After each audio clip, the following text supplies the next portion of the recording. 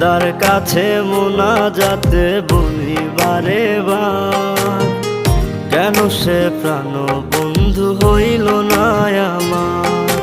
খোদার কাছে মোনাজাতে বলি বারে বার, কেন সে প্রাণ বন্ধু হইল না আমার।